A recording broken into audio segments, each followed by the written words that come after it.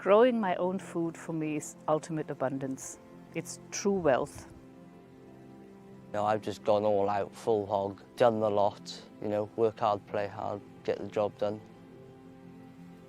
Nothing in life is perfect, and I don't think being closed-loop, entirely self-sufficient is possible for most.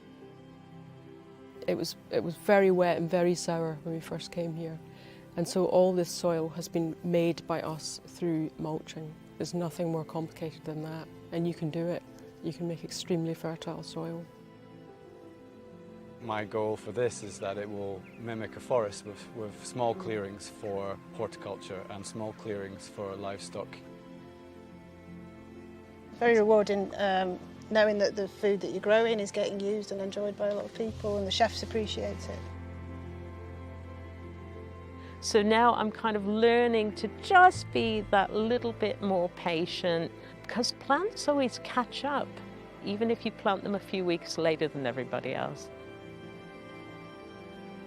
At the minute, we think we probably cover about 70% of our vegetables year-round.